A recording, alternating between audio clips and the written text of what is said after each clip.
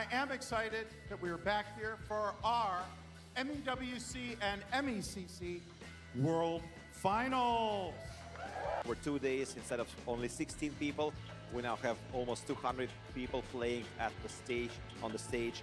So amazing. Here we go, 5, 4, 3, 2, 1.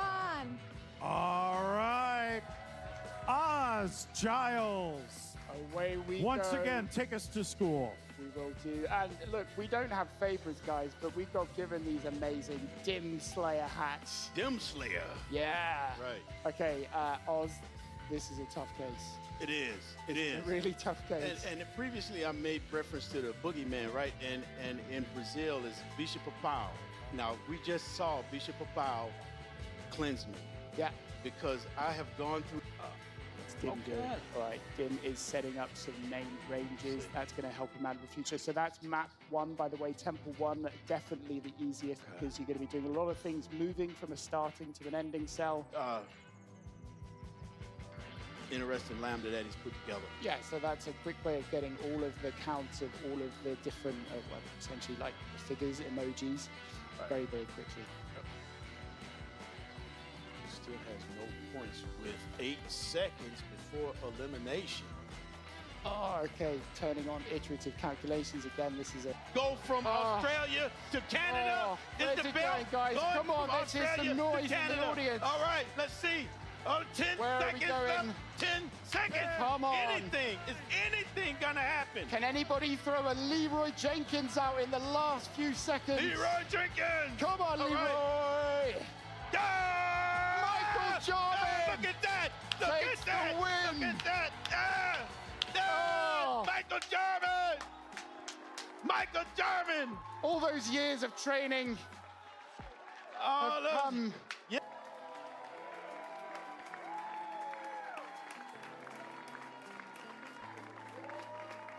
Belt, you have earned it. Congratulations, my friend.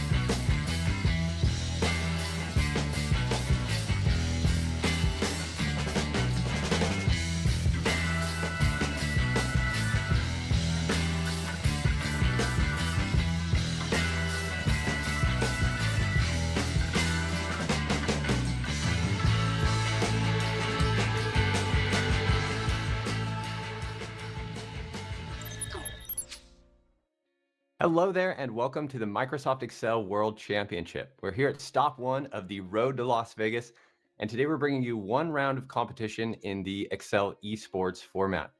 My name is John Alcampora, and I'm joined here with my co-host David Brown.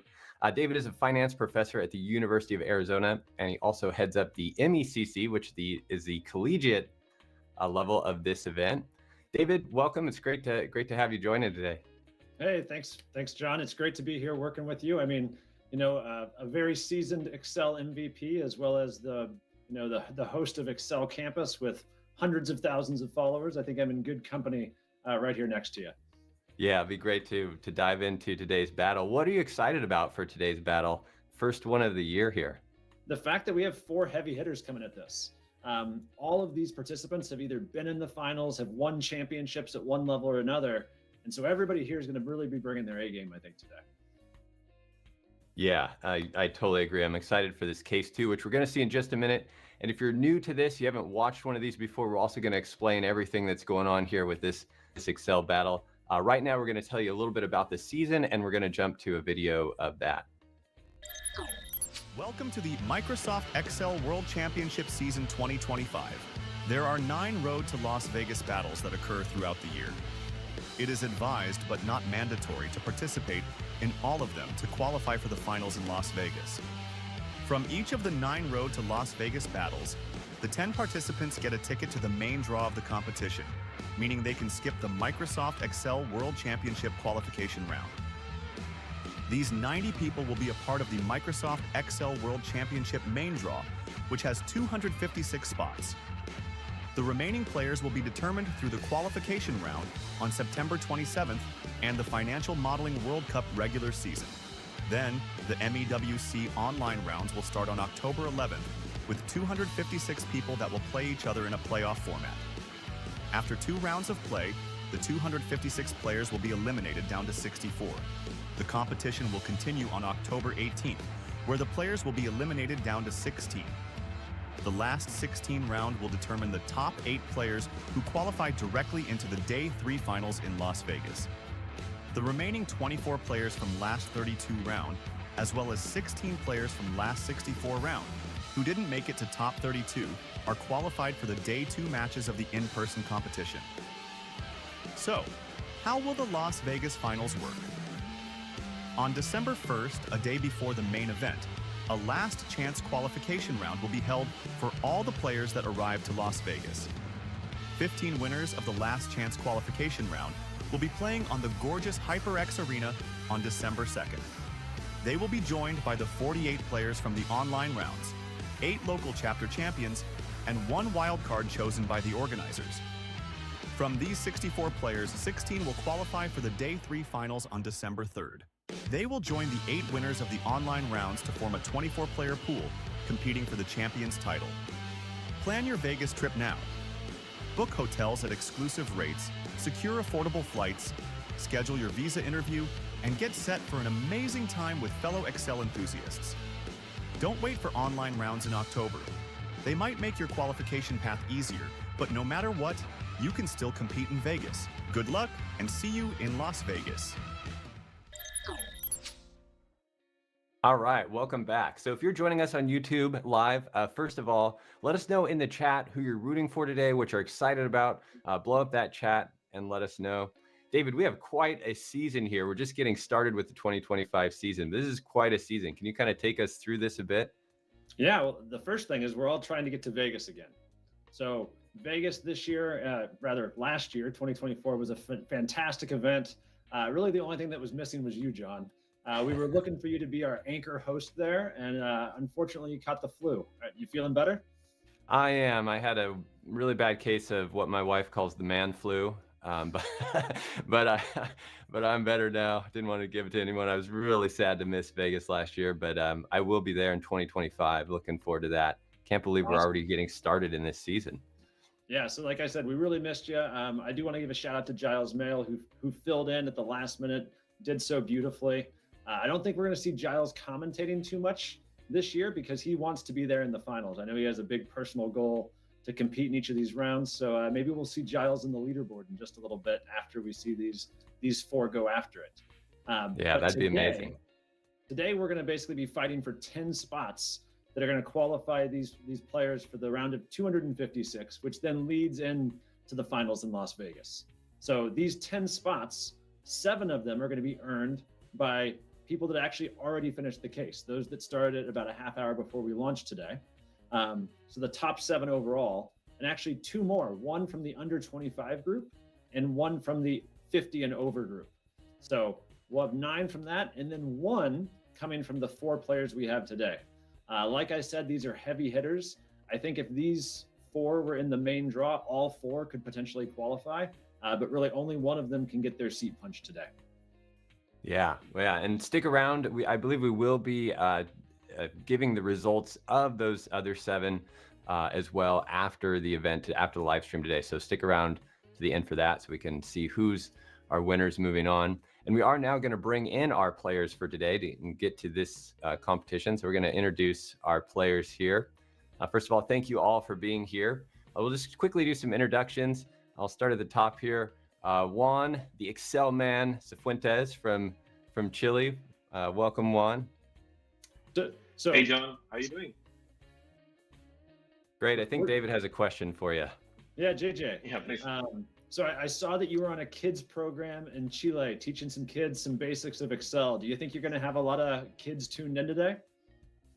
Oh, man, I would love it. But frankly, I think it was kind of a very specific thing. I built something very cool for them to get them engaged. I don't know if that's going to happen here. And there's the language barrier. But I make some marketing for the case, so people can come and cheer on me like adults. So hopefully we'll see Chileans here. For the finals, there were a ton of them, and it was awesome. So we'll see if they come to represent. All right, let's see some Chilean support in the chat. If you're here supporting JJ, give a shout out. Yeah, love that you're teaching Excel to kids too. That's so awesome. Anders Richter Linden, welcome, Anders from Denmark. Great to have you. Good being here. So Anders, we all know the fear of a value or a ref error when we're doing Excel Esports. What strikes that same fear into you when you are sea kayaking as a former sea kayaking champion? It's actually a really good question. I imagine like when you get knocked over by a wave, you can get quite disorientated and you can kind of forget where the surface is. So trying to do that Greenland roll coming back up, that's pretty equivalent when you have this big model of throwing a ref error. You know it's there somewhere, but you just got to get your ass sometime soon. All right, but the risk here is very different. There's drowning versus like you didn't score a couple extra points on the level. Are they really comparable? No, this is much nicer. Very good. See, Excel can be compared to everything in the world. Next, we have Harry Watson from Sudbury, England. Welcome, Harry. Good afternoon, John. I know David has a question for you outside of Excel. Yeah, we know you're big into a lot of different kinds of games. And I heard you once had to do a game where you had to eat 36 digestive biscuits. Like, why would that come up? Okay, so this was a games weekend with some friends of mine a couple of years ago. And there was a game which a lot of people didn't really want to take part in. And they said that my team could have the victory if I managed to eat 36 digestive biscuits in 6 minutes. Sort of what Americans call graham crackers, I suppose. It took me twice as long as that. I kept going, I persevered, I finished, but need to work on that. So I guess, I mean, this might be the equivalent of the beer mile as we now start doing digestive biscuits with Excel soon. Might be where this goes. That needs to be my next challenge. One biscuit every 30 minutes for the challenge. There you go. Throw in the chat what crazy things you've eaten and how fast you can do it. Maybe we'll have a little side competition. As if these cases aren't difficult enough already. We're throwing biscuits into the mix. I love it. And finally, we have Patrick Chatain. He's representing Colombia, resides in Canada, former champion of the MECC. Welcome, Patrick. Thank you, John. Hi, David. Hey, Patrick. Good to see you. Yeah, former MECC champion. Fantastic. We see that you are now being trained or under the mentorship of Michael Jarman, the current world champion. Does that add extra pressure to you in today's battle? Like, are you getting tired if you don't win? I hope not. I hope to win as well. There's always pressure with these battles. You always feel the nerves and the pressure to perform well, but it's also good fun and good practice. And we all love to do this for the fun of the game. Marias, Michael, don't fire me. Must be paying the big bucks to the champion there for some tutoring. I love that. Smart man. Well, welcome again, players. We're going to get on to the case now. We're going to check out the case introduction video, learn what this case is all about, and we'll get started. The Road to Las Vegas, Battle 1. These series of Excel Esports battles are part of qualification to the main draw of the Microsoft Excel World Championship 2025, with the finals taking place in HyperX Arena, Las Vegas, in December. We are glad to present you the case for the battle. We're Not in Kansas Anymore, designed by Harry Gross from the UK. Dorothy, a girl from Kansas, has been swept up in a tornado and landed in a place called Oz. She will embark on an epic journey to return home via the Yellow Brick Road and Emerald City. Your goal is to help Dorothy return home by supporting her and her friend's walk and by defeating the Wicked Witch of the West. Dorothy's dog Toto has little legs and can only move one normal cell at a time. From level 1 through 4, use the map of the Yellow Cell Road. And from level 4 through 6, use the map of the Yellow Brick Road. On level 7, Dorothy was rejected by the Emerald City and has been sent to take down the Wicked Witch of the West to earn entry. To save her friend, Dorothy has to get some water from the nearby Wicked Witch Waterworks. The case has 130 questions and 5 bonus questions. All 7 levels are independent of each other. Plan your strategy wisely. Good luck, and see you in Las Vegas. All right. Well, David, we are not in Kansas anymore. This is going to be a fun, exciting case today. David, you have designed these cases. You've competed in these competitions. You've taught students how to solve these cases. What are your thoughts here on this particular case? Yeah, thanks, John. To give you a little context, I actually got this case back in December from Harry, and I used that to design 2 MECC challenges. So we designed varsity and junior varsity challenges with the same general theme as what we're going to see the pros compete at today. So I got that early sneak peek, and Harry's cases are always so creative, lots of different ways to approach them. And ultimately, we're not going to see that original case that I got to test today, mainly because it took me almost 2 hours to solve the whole thing. Wow. So one of the biggest challenges in case design is getting that difficulty level right. And so, Andrew and Emmels and the rest of the team on the FMWC side has gone through and kind of backed that difficulty level off. I don't think we're going to see anyone finish today on the live stream, but they might impress me. We'll see. Yeah, we'll see. It's going to be a tough one for sure. I had a chance just to look at it a few days ago, and definitely a tough case. I love the Yellow Brick Road concept. There's some challenges with that we're going to take a look at. And right now our competitors are reviewing the case. They're just taking a look at it. They haven't started solving it yet.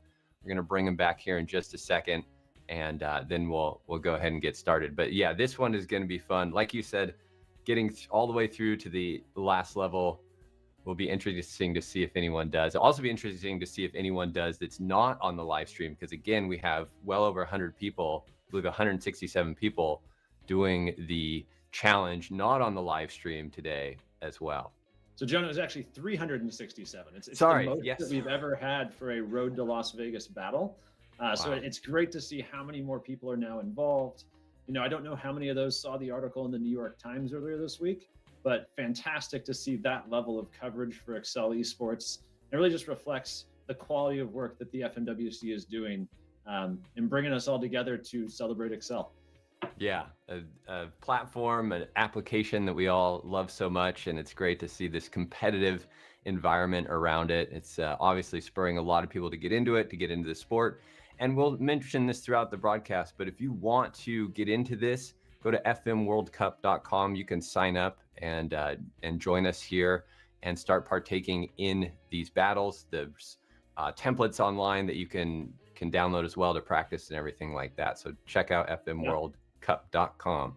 And if you're a student, here I'm sporting my student jersey from the finals this year.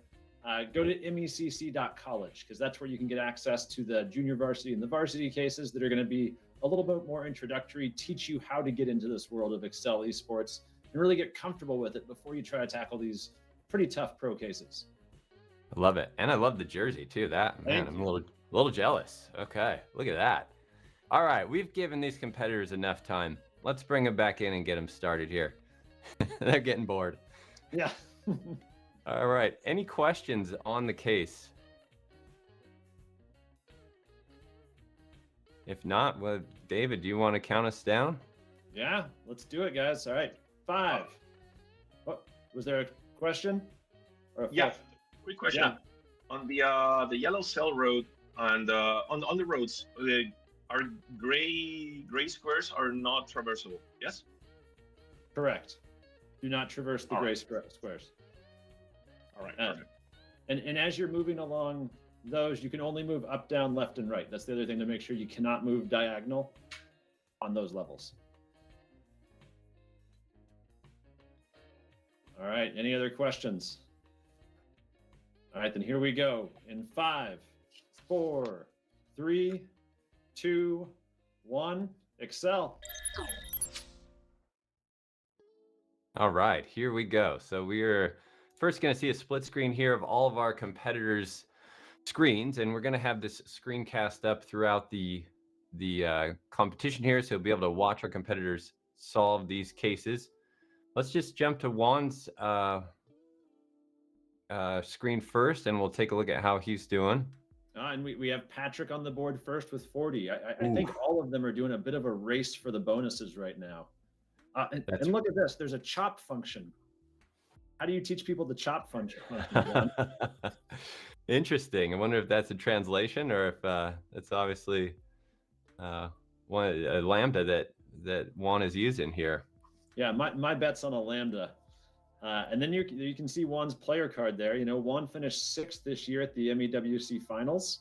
Is on the stage into those last few minutes trying to knock off Michael Jarman, but couldn't quite pull it off. Yeah, and so you can see Juan is looking at the bonus questions here. So there are 5 bonus questions that you can start with, and that looks like what all of our players are doing. We see some points on the board. As you said, David, only 2 players can get points for a bonus question. So the first 2 to score there will kind of lock up the bonus question. So it is a race at the beginning here. The total case is worth 2,000 points. And the bonuses are a total of 250 points. So they can come into play at the end. Yeah, and you can see there that bonuses 1 and 2 are already locked out.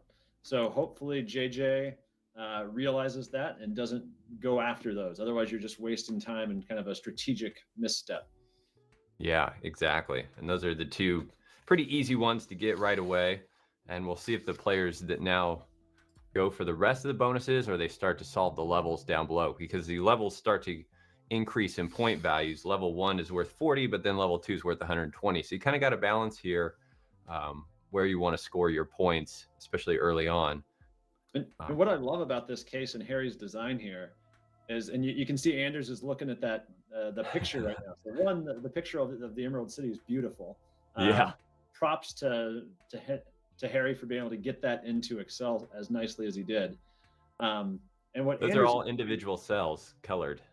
Yeah, they're individual cells, and I actually asked him how he did it, and it was a bunch of more advanced programming, some AI use to kind of individually populate each cell based on another picture that he had some other AI program generate for him. So fantastic. Yeah. And, thanks, Anders, for zooming in and giving us a little bit more chance to see it there. Yeah. But he's trying to figure out how green that Emerald City is.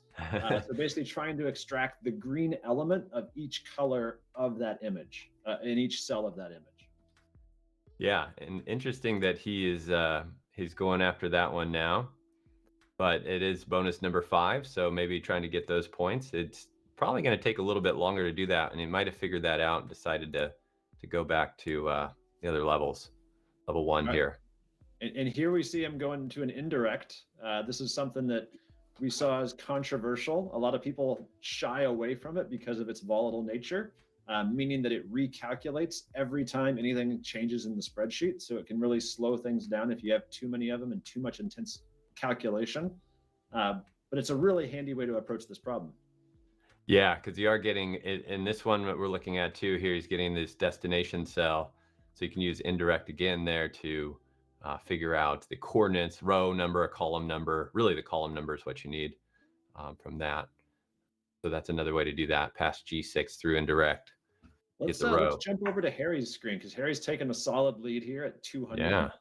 We can see what he's finished as well. And I can also see if he's eating any digested biscuits right now. That's what I really need. Not chewing on any biscuits. He looks pretty intently focused there.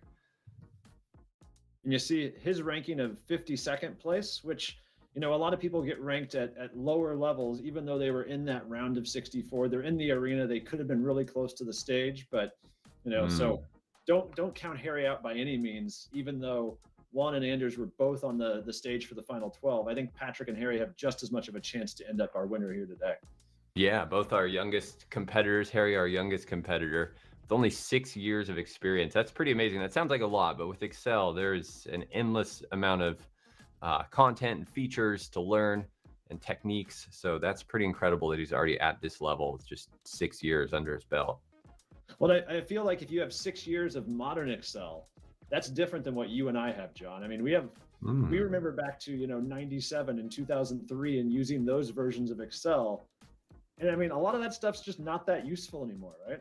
Yeah, that's a great point. Yeah, it's a different beast when you start looking at the let function. We've already seen a lambda being used today, called chop, I think. Yeah. So, and for viewers that are just tuning in for the first time or not sure what let and lambda are, you're going to see a lot of talk about lambda. Lambda essentially allows you to create a custom function in Excel, or if you have a really complex formula that you use frequently, you can turn that into its own function so you don't have to write complex formulas.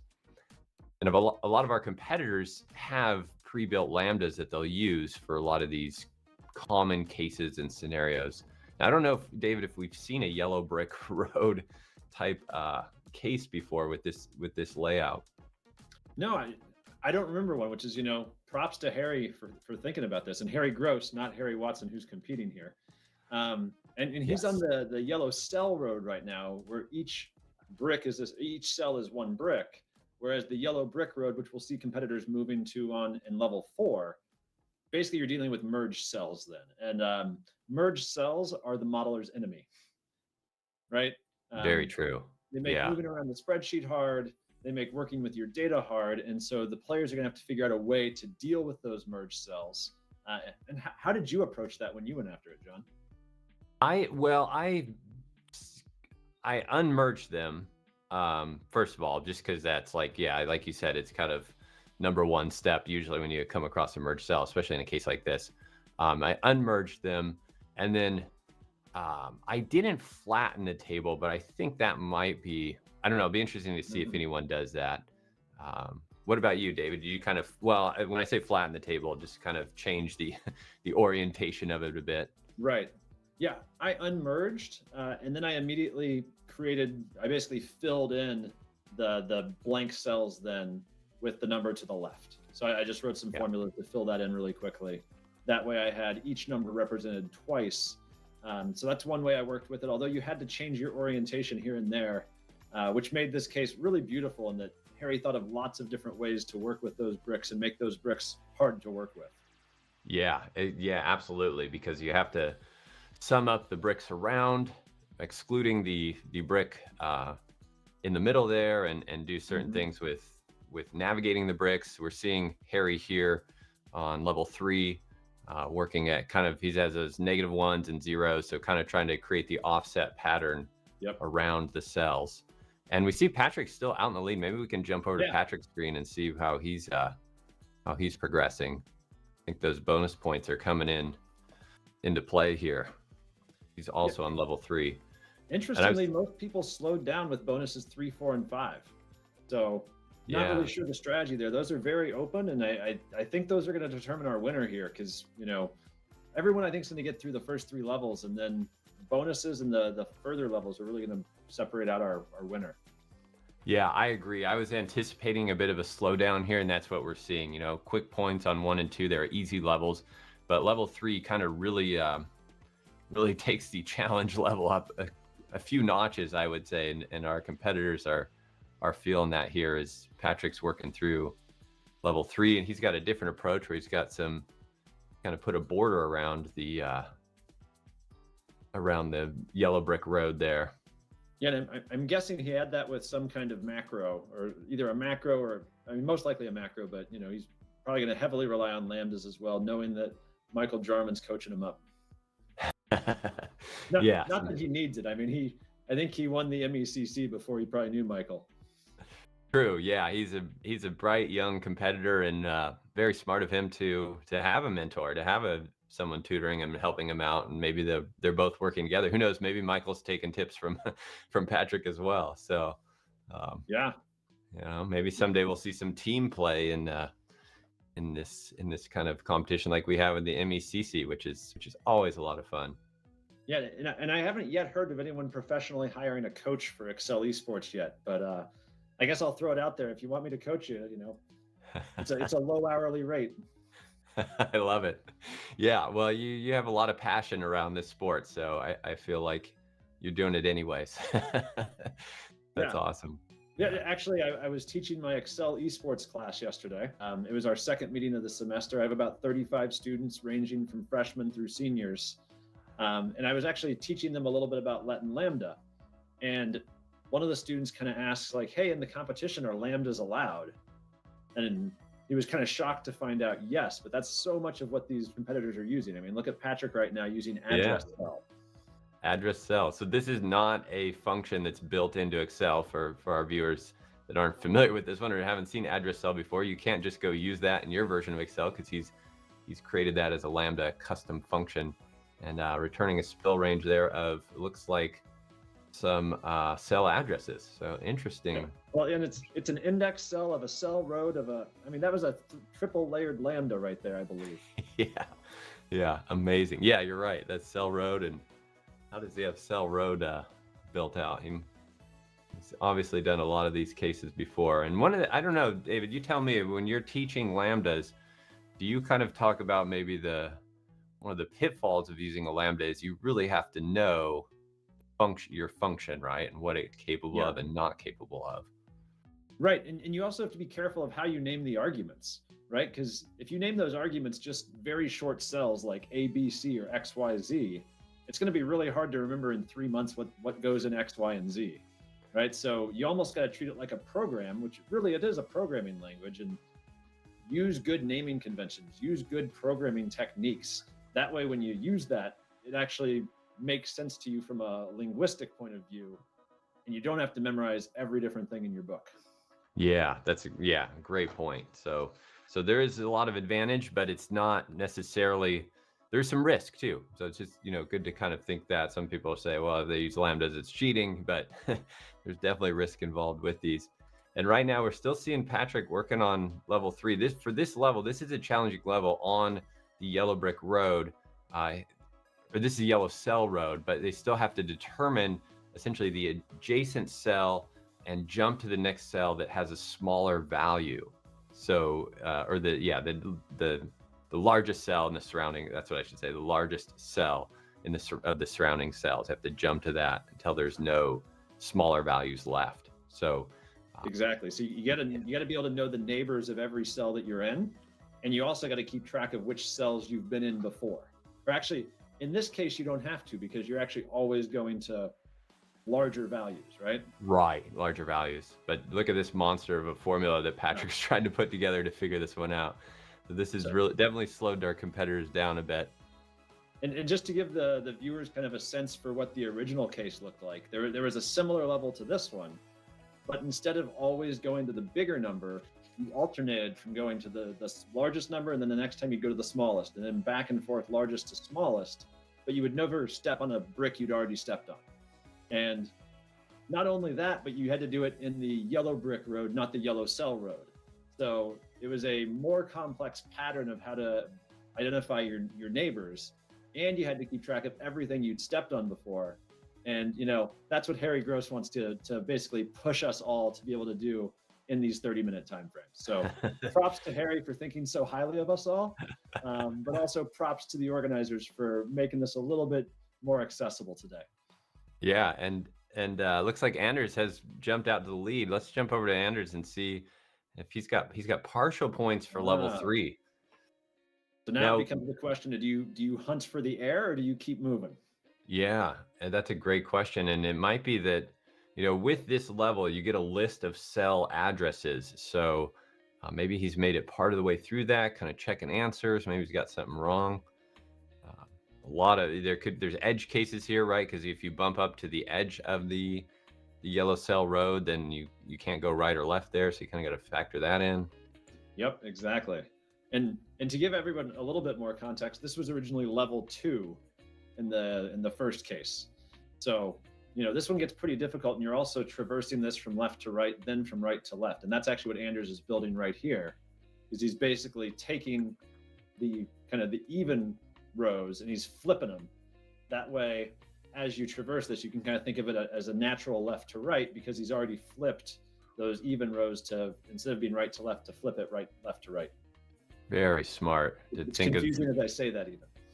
Yeah, but to reverse the order essentially, and he's figured that out right away. While he was doing that though, looks like Patrick scored level 3 points as well. He's moved back up into first place. Maybe we get a quick view of everyone's scores to see. Yeah, there we go. Yeah, awesome. All right, so we can see JJ went and got bonus 3. 4 and 5 are still on the table. It'll be really interesting to see if people shift back to those bonuses before too long. Yeah, we saw Anders take a look at bonus 5, and definitely figured out it was pretty challenging there. Probably got to use some VBA for that one, so that might take some time to spin up a macro. So maybe scared him away a little bit. Well, I know a lot of the players have pre-built macros to kind of pull out the color of a given cell. But the way colors can be represented are so different, right? You can get the, you know, just the regular color number in Excel. I think there's another one that I forget the name of it, which is also like a number letter combination. Yeah, exactly. There's hex, and then in this case we want RGB, which is not a property that VBA returns natively, so you have to use a custom function to convert the color index the color value that Excel does return. It's one of those interesting things that Excel's been around for so long, and and returns this color property that's a number that's a, you know, kind of a equation to solve for RGB, and all these little nuances you have to do just to solve this. So yeah, and that's really where the homework comes in on these. Like, you know, I don't think anybody's being expected to, you know, natively solve this in VBA and write all that code on the fly. It's really, have you done your homework to at least understand that that's possible in VBA, and maybe have some code that you can reuse, something along those lines. Although what I'd be fascinated in is, you know, are any of these players thinking about pulling up ChatGPT to say, write me a VBA macro to extract the RGB color from each cell? Yeah, that's a great point, because that would be a good challenge for it. And it's not something you could do a few Google searches to grab a function that could do that, you know, pretty quickly. So it will be interesting to see if it comes down to that, because Anders now he blew through level 4 pretty quickly there. I'm pretty surprised. But when I solved this, I almost thought that level 3 was harder than level 4 as well.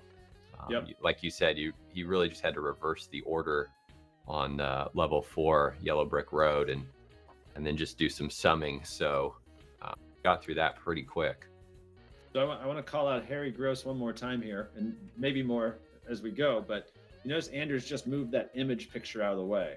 I think Harry did a fantastic job of actually showing the players some examples in that visual format to see exactly how the answer has come to here. So I know that's a lot of extra work for a case author to do, but it really makes it a lot clearer so players can quickly understand the problem and then get to solving it without having to spend so much time just like, what did the author mean? Oh, I have a visual example. I know what they mean.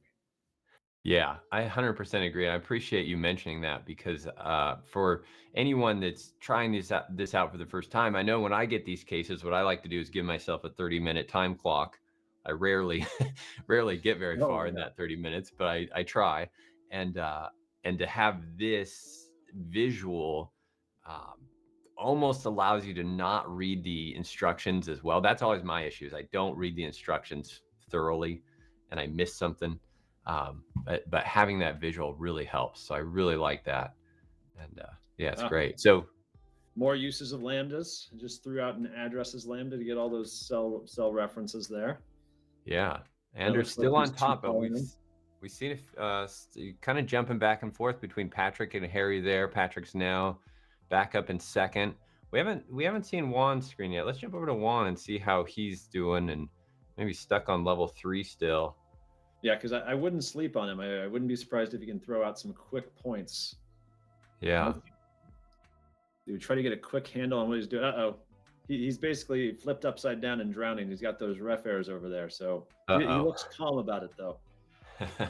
Yeah, he does. But you're right. Got some ref errors. Maybe stuck on level 3 here. We'll see if he decides to abandon ship and go to level 4. That's one of the challenges with these cases too. You have to kind of somehow be able to read them quickly and determine how much time you want to spend on each of these levels, because this case doesn't necessarily build on each other, so you don't need to solve level 3 to work on level 4. Yeah, this would actually be an excellent team case for going to the team format, which is not something we've seen in the pro case, but it is something we do with the college students when we do the finals, is that you get teams of 3 students working together on a given case.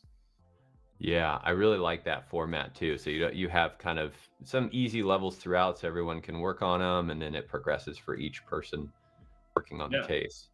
And one thing we talked about coaching earlier, but one thing that becomes really interesting to think about then is having one of your players, or maybe even a coach that's on the sideline, directing the action of like, hey, you need to get off of level 3 and go do something else, right? Like having that sideline player that's, not going to do any functions for you, but is going to think about overall strategy.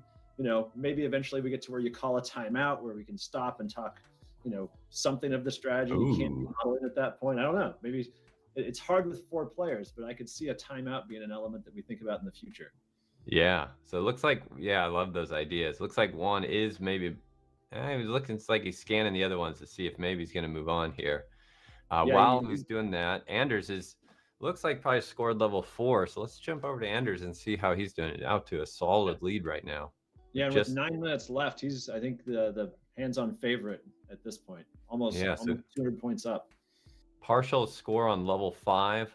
Level 5 is a fun one too, where Dorothy meets Tin Woodman and wants to find love. So he's basically given a brick number, and you have to find the shortest way or the smallest amount of steps to get to that brick number. So again, navigating through the yellow brick road here from a starting cell, and pretty challenging one as well. But it looks like Anders has at least made partial work of it. Now on to level 6. Yeah, I think the beauty of that level 5 is it initially seems really tricky, but it turns out if you can get the differences between the rows and the columns from where you're starting to where you're going, you can create a formula pretty quickly that figures out how many you have to traverse. It's just slightly different whether you're going left to right or right to left. And so as long as you can handle that wrinkle, you can get through that. And I'm guessing that's what threw Anders off. He's probably handled the left to right without thinking about how it's going to be different from right to left because of that merged cell issue. And as a result, we probably scored half the points, and half of them are off by a count of 1 would be my guess. Yeah, that's a great point. You're right on that. Yeah, it is interesting how the merged cells kind of play tricks with your brain in terms of figuring this out. When you're right, it's relatively simple. You just think of them as one cell instead of 2, and it's relatively simple, but kind of offsetting those steps up and down. You're right, probably got him there. Well, I think we have to thank Harry as well for not making like irregular bricks, 1 2x2 cell merged, and the next one's a 3x4, and then looked like a crazy driveway of pavers or something like that. Yeah. These aren't old bricks. They're perfect yellow bricks that have stood the test of time in the land of Oz, I guess. Speaking of the land of Oz, have you checked out the recent release of Wicked? I haven't seen it yet. I've heard that I need to see it. So now that I've invested time in the Excel version, what do you think? Should we be checking it out? Yeah. I think it's definitely worth seeing. I got to see the stage or the Broadway production a number of years ago, and seeing the movie, they did an excellent job. They really only do the first act, so the second act is going to come out again, I think, Thanksgiving of this year. But, fantastically produced. And if you don't know the story, the one thing I'll say is that Elphaba is one of the main characters, along with Glinda the Good Witch.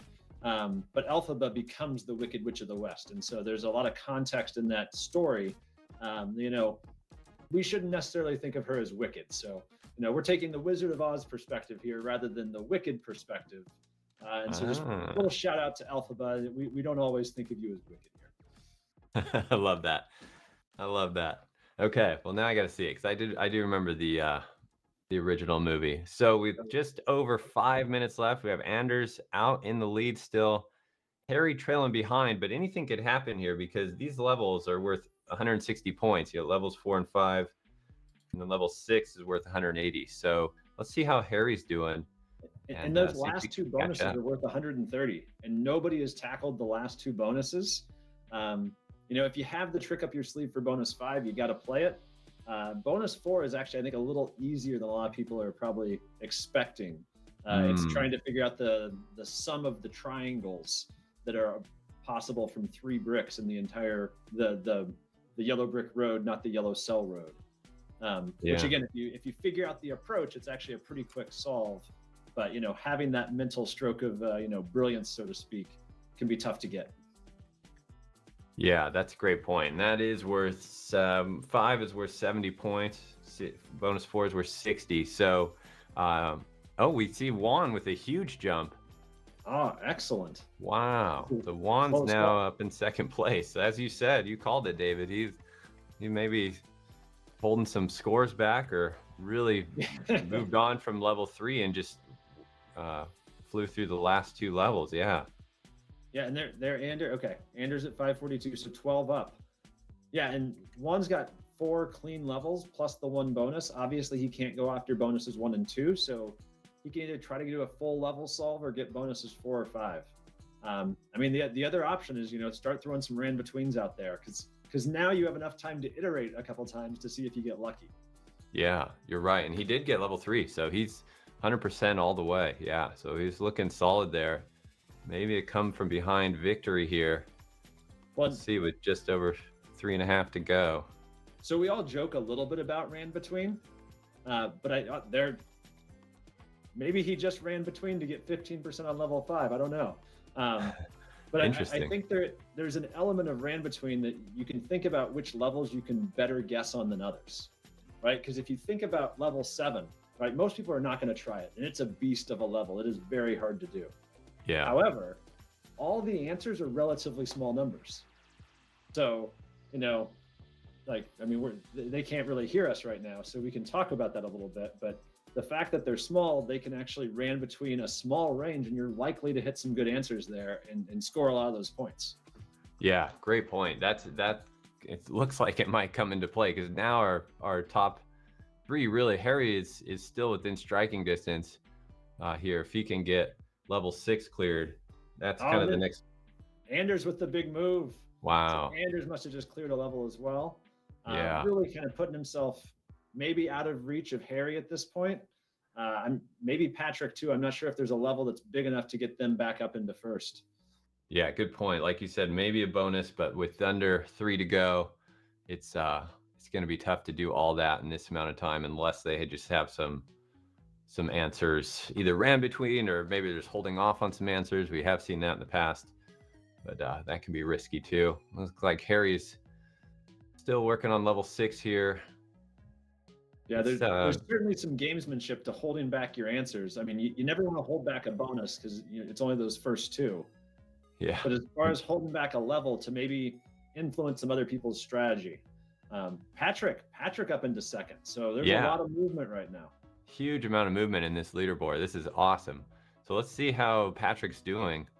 He's on the yellow brick road. This is going to be an all or nothing. You know, all that matters is winning, because that's what's going to get you your spot in the round of 256. Yeah. I mean, you could say there's some reputational stakes to, you know, getting second instead of third or fourth, but really all these guys are already well known in this in Excel Esports and are really established players. So I wouldn't worry about that perspective. Yeah, great point. This is a long season ahead of us, but still, Patrick looking at level 7 here. He got some partial points for level 6. I'm not sure if he knows. Maybe he's just, for the sake of time, seeing if he can get some points for 7. Well, and this is that last minute. Is Patrick going to realize that he can throw, you know, some small numbers into that last level and maybe get some points? Now looking back at the bonuses, he still needs Still needs what, 129 points there. So he's I think he's not looking at out the of it. triangles then. Yeah. It's tough to tell, but I mean, at this point with 38 seconds left, you gotta, I mean, ran between's your best use of time at this point, in my opinion. Yeah. Oh, and Anders might be doing that too. He just bumped his score just a bit, and that could be just enough here with just 20 seconds left. See if Patrick can get any bonuses or anything going on the board. 15 seconds, and you know, Harry needs 14 to move up a little bit.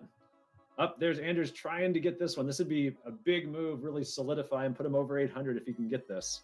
Yeah, right. That'd be huge. You know, I think he had that hex number, not the actual green content. And there we are. Yeah. Okay. So there Anders is holds our on. final.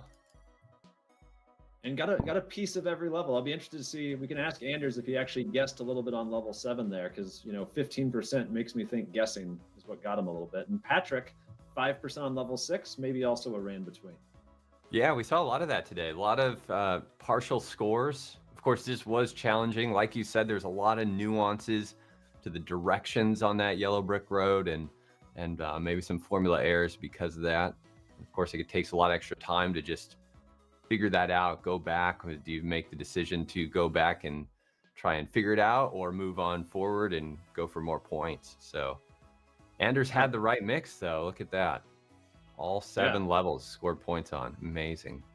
Well, let's bring him back in and congratulate our winner. Yeah. Anders, Thanks. congratulations. Thank you.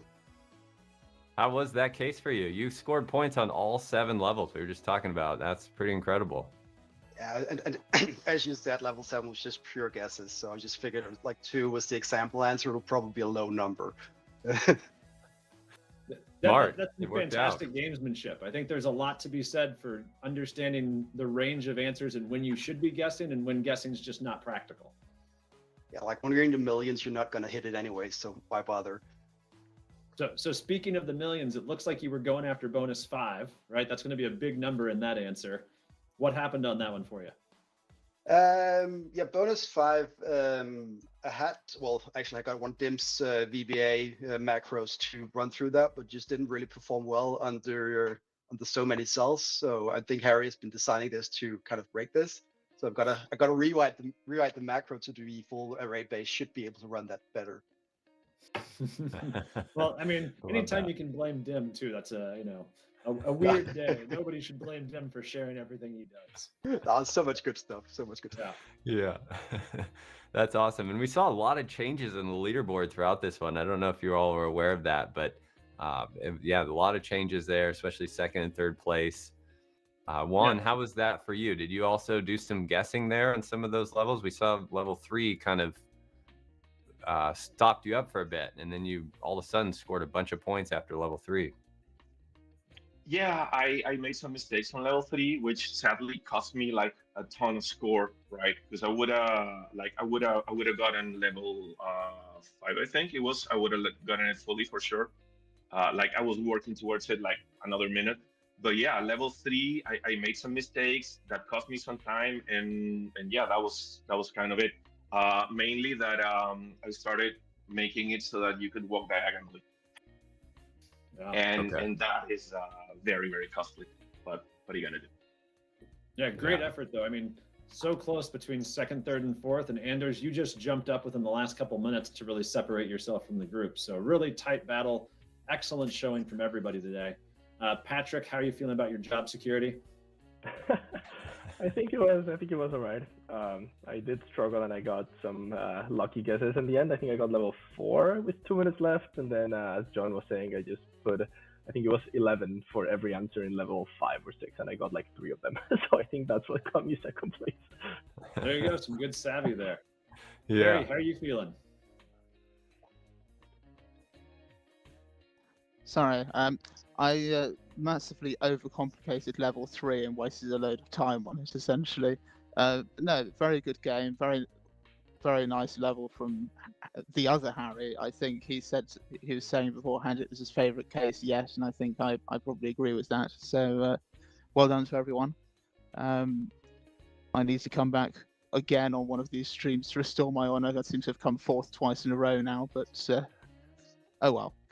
You know, that's a had some good barely fun. fourth. I think we could, you know, call that a round up, you know, tied for second, although JJ and Patrick might not like that idea. Yeah, definitely. It was great to have you, Harry, and I like that. Make that a plan for the future.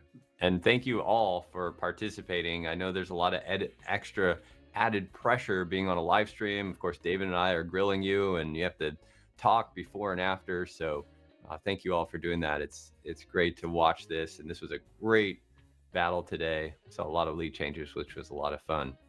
So we're going to take a quick break, and then when we come back, we're going to reveal the results of all of the other 360. Did I get that right, David? 367 competitors.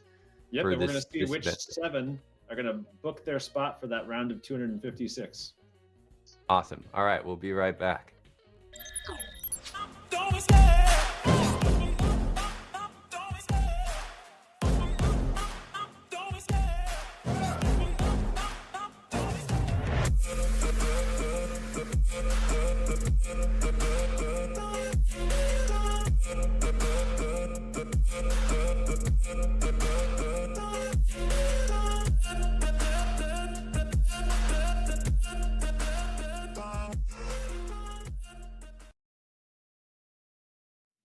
Did you get all that, David? All right, so here are our top 7. So Dim wow, continually impresses me. 1181 in this case. This is a tough case. I mean, we saw how hard it was for 4 really big heavyweight hitters, and he almost got done with the thing. He probably finished and just had a few small errors here and there. So props to Dim on this one. Jack Franken, he's been a case author for the MECC, as have Peter Charles. So, you know, these top 3 guys are all helping out the MECC. So if you guys want to be a top competitor, spend more time helping the MECC. That's the big moral of the story right here. I love that. And Andrew Nye right up there too, former champion. So amazing. And Kobe, Willem, and Colin. Yeah, all familiar names up there. Colin, one of the younger competitors as well. So great to see some youth up there. And a lot of people that we saw in Vegas this year. So hopefully we'll see even more of them in Vegas in this coming year. Yeah, incredible. I'm excited for the season. We're just getting started too. We're just at stop 1 here. Here's our 11 through 20. Like all 20 of these are up above, you know, our 2nd, 3rd, and 4th place finishers. And you know, we can't say that they necessarily did better than them because there's a whole extra level of pressure. So really hard to compare the two, which is why, you know, it's always the top person from the live stream that gets a ticket, as well as the 7 that kind of have similar conditions doing it at home. Yeah, makes sense. We saw Michael Jarman at 12th there too. He was our champion of 2024. So you can see how these cases just play to different strengths, and some are easier than others for different individuals. And Jonathan from Madagascar there at number 28, big Madagascar contingent of both pros and students that were in Vegas this year. So great to see all the representation from different countries and all around the world. Yeah, and in the MECC as well. It's cool. It's going to be a fun season. Yeah, and more familiar names up here: Greg, Curtis, Stevenson, Timothy. Wow, you know, lots of names I know, and a few that I don't know, which is really exciting to see new players coming in and really putting up strong scores. So I think, you know, when we get to Vegas this year, I think we're going to see some very new names in that final 12, along with a lot of our, you know, fan favorites as well. Yeah, and that's exactly what we want, right? We want to see the fan favorites and some dark horses, some underdogs. We love that. And here here's our U25. Yeah, so Colin Sheehy, congratulations. He actually qualified for the MECC finals this last year, but wasn't able to attend. Tim was there from the University of Indiana. Jonathan as well. Benny Weber, number 6 there, was our MECC champion this year. So, I mean, this kind of goes to show you any given day, in any given case, some people are going to excel and some people are going to have a little bit harder time with it. So this is why we play the games, essentially. It's how the ball bounces, so to speak. Yeah. In the Masters age group. So the Masters age group is going to be anyone that is 50 or older at some time this year. So FMWC is generous in this. If you hit the Masters age group at all during the year, it's basically going to round you up. And on the other side, with the under 25, it rounds you down. So if you were 25 on January 1st, you count as 25 for the entire year for that purpose. But great to see Harry and Greg Fritz, another MECC professor. He's actually one of our faculty fellows there. So great to see him on the leaderboard doing really well. Yeah, awesome. Well, congrats to everyone. Again, thanks to everyone for participating today.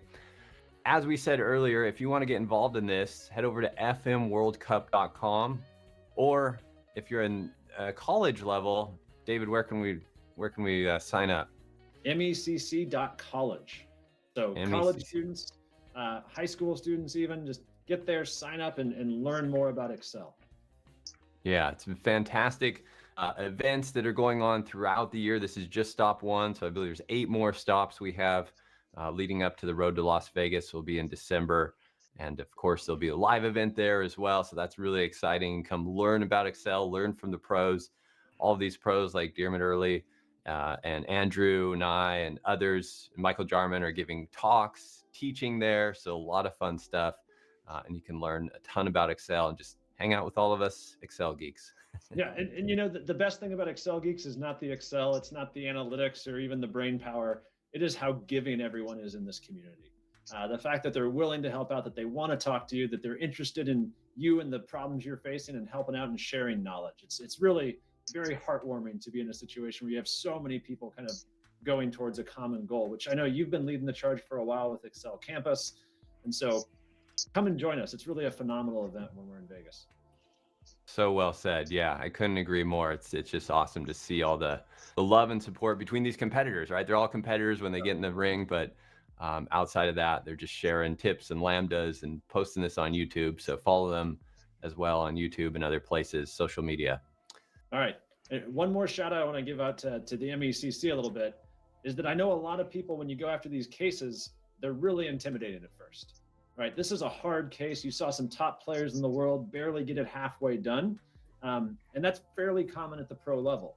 So what we've done in the MECC this year is introduced varsity and junior varsity level cases, again, inspired by what Harry put together for the pros, but just at a much more accessible level. And we're actually going to be sharing that with all the participants in today's battle. So of all those 367, check your email early next week. You're going to get those junior varsity and varsity challenges, along with walkthrough videos from professors who have basically shown you how to do it, talked about different techniques so you can learn and really start building up your Excel esports skills. Essentially, we want to make this accessible and inviting to everyone, regardless of your skill level. So check that out and let us know if you like it. Give us feedback, and we'll try to keep putting out more materials to make Excel esports here for everybody. I love that, David. And just to clarify, that's open to anyone that participates in one of these events, right? Even if they're not a college student. Yep, we're going to give it to everybody this month. Ultimately, we'd like to use it as a way to support MECC and build the program. It's always free for all of our students, and we want to kind of introduce it to all the pros as well. Love it. Yeah. So if you're watching this and you're not in college, you're a professional working in the corporate world and things like that, and you're looking at this saying, wow, this is maybe way too advanced for me. There's junior varsity and kind of varsity levels that are a bit easier with these cases that you can practice with and just learn so much. Every time I do one of these cases, I learn so much about Excel and different creative problem solving skills. So get involved, check it out. And again, thank you so much. Thank you, David. It's been great hosting with you today. Thank you, John. It's always a pleasure to work with you, and I love you leading the charge on the call. Thanks so much. All right, everybody, have a great day, and we'll see you next month for stop number 2. Yep, see you in February.